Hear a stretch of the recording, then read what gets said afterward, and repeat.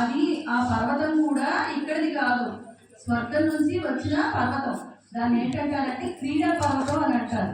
అర్థమైందా? అది మన మన ఈ యుగంది కాదు, అసలు ఈ తిరుమల కూడా ఈ యుగంది కాదు. ఎప్పటిది అంటే చాలా కృతయుగం కన్నా ముందు, అంటే 2,02,00,000 సంవత్సరాలకు ముందు పూర్వం ఉన్న కొండ అనమాట. అది ఈనాటిది అలాంటిది కాదు. అయితే ఆ స్వామి వచ్చేటప్పుడు, ఆ పర్వతం వచ్చిన తర్వాత, స్వామి వచ్చిన తర్వాత ఇంకా ఎవరికి వాడుగా సద్గురు బయలుదేరి వస్తారు. అన్ని గణాల వాళ్ళు, అన్ని దేవతలు, అమ్మవార్లు, ఎవరికి చెప్పకుండానే స్వామి వచ్చేసాడు అనమాట. అయితే అక్కడ ప్రధాన అర్చకులు ఎవరో తెలుసా? బ్రహ్మ. కనుకనే బ్రహ్మ కడిగిన పాదము అంటారు. ఎందుకు? మొదట ఆయన పాదాలని, ఆయన బ్రహ్మ పాదాలని కడిగాడు. అలాగే మనకి బ్రహ్మోత్సవాలు అని ఎందుకు వచ్చాయి? మొదట స్వామి వారి కళ్యాణాన్ని ఎవరు చేశారు? బ్రహ్మే. ఈనాటికి కూడా అర్చక స్వాములు ఏం చేస్తారంటే పచ్చకర్పూరంతో నూరిన ప్రతి ఒక్క వస్తువుని, తీర్థపొడి అవన్నీ కలిపేసి ఇంత గంగాళంలోని రాత్రే పెట్టి ఉంచేస్తారు. ఆ బ్రహ్మ తెల్లవారుజామున బ్రాహ్మీ ముహూర్తం అంటారు కదా, 3 ఆ సమయంలో బ్రహ్మ వచ్చి అర్చన చేసిన తర్వాతే అర్చక స్వాములు అర్చన చేస్తారు. అందువల్ల అక్కడ కానీ తీర్థం ఇస్తున్నట్లయితే ఖచ్చితంగా మీరు తాగి రండి. గత సంవత్సరం చెప్పాను, మళ్ళీ ఈ సంవత్సరం కూడా అదే చెప్తున్నాను.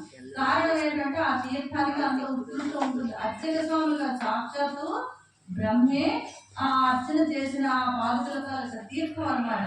అలాగే తీర్థం అంటే ఏమిటనుకున్నారు అసలు? తీర్థం అంటే జలం. ఆ జలానికి ఏంటుంటుంది? మ్యాగ్నెటిక్ పవర్ ఉంటుంది. నువ్వు మంచి చేస్తే ఆ నీళ్ళల్లో అశౌచం అంటారా? చూడండి, మనం మైలు పడితే ఏవైనా ముట్టుకుంటా నీళ్ళు పంపేస్తాం. ఎందుకు పంపేస్తాం? అందులో శక్తి ఆవహిస్తుంది. నువ్వు మంచి చేయు, మంచి శక్తి ఆవహిస్తుంది. చెడు చేయు, చెడు శక్తి ఆవహిస్తుంది. చెడు అంటే మరేం కాదు, మైలుకి సంబంధించిన ఏవైనా కలిసే అనుకుంటే గబుక్క నీళ్ళు పంపేస్తాం కదా మనం. అలాగే మంచి అంటే ఏంటి? ఇప్పుడు అర్చక స్వాములు చేసే పూజలు అవన్నీ కూడా ధారపోస్తారు కదా. ఆ ధారపోసిన ఆ నీటికి ఈ పూజ తాలూకా ఫలితాన్ని వస్తుందన్నమాట. అందుకు మనం తీర్థం తాగుతాం. అర్థమైందా? అసలు తీర్థం నిన్నే చెప్దాం అనుకున్నాను, మీరు అందరూ దీపాల దగ్గరికి వెళ్ళిపోయారు. తీర్థం ఎలా పట్టుకోవాలా అంది. ఎలా పట్టుకోవాలంటే ఈ చెయ్యిలా ఉందా, ఈ చేతికి మీకు అందరు కనిపిస్తున్నారా? ఈ చేతికి బొటన వేలు ఉంది కదా, ఇది ఉంగరం వేలికి టచ్ చేయాలి ఇలాగా.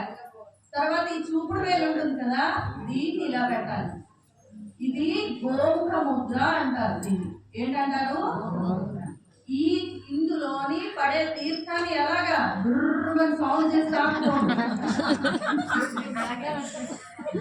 అర్థమైందా? ఈ పెదం ఉంటుంది కదా, దీనికి తగలకూడదు. ఎలా తాగాలి? ఇది దీనికి తగిలి ఇలా తాగాలి. అది ఒక ట్రిక్కే. అలా తాగడం అలవాటు చేసుకోండి. తర్వాత ఈ తీర్థాన్ని తాగిసి డుర్రం తాగిసి బుర్ర మీద కర్ర ఇలా రాసేసుకోకూడదు. చాలా తప్పదు. అర్థమైందా? ఎవరు కూడా ఆ పని చెయ్యకండి. ఇలాగ ఈ ముద్ర గోముఖ ముద్రలోనే తాగాలి. తీర్థానికి విశిష్టత పెరగాలి, మీకు ఫలితం పూర్తిగా రావాలంటే ఇలా తాగాలి. తాగి ఏం చేయాలి? మనం బట్ట పెట్టుకుంటాం కదా, మగవాళ్ళు అయితే ఖర్చు పట్టుకుంటారు, ఆడవాళ్ళు అయితే మన చెయ్యి మనకి అవైలబుల్గా ఉంటాయి. ఇలా పట్టుకొని అప్పుడు మీకు ఇంకా అనుమానం ఉంటే ఇలా తుడుచుకొని అప్పుడు ఆ పుష్పాన్నైనా ఏదైనా ప్రసాదాన్నైనా దేనైనా స్వీకరించాలి. తాగేటప్పుడు చప్పుడు రాకూడదు, తాగే తీర్థం కింద పడకూడదు. అంటే మీరు ఇవాళ ఎలా తీర్థం పుచ్చుకుంటారు? వచ్చి పుచ్చుకుంటారు కదా. పడితే ఏమవుతుంది? ఏమవుతుంది? పక్కవాడు పడతారు. అప్పుడు అందరికీ పాపం చూసుకుంటుంది. ఇప్పుడు ఇంతసేపు కూర్చుంటారు, అక్కడికి వచ్చేసరికల్లా మీరు అలా ఉండడం వల్ల ఏమవుతుంది? అలాగే కాక పక్కవాళ్ళకి కూడా అంటిస్తాం అన్నమాట. అందుకు తీర్థాన్ని మళ్ళీ చెప్తున్నాను, ఇక ఉంగరం వేలు ఇలా పెట్టాలి, చూపుడు వేలికి ఈ చూపుడు వేలు ఇలా పెట్టాలి. ఇది గోముఖ ముద్ర.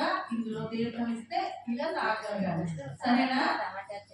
తర్వాత ఇవాళ ఈ రోజు తాలూకా పాసులు విశేషం చెప్పేస్తాను.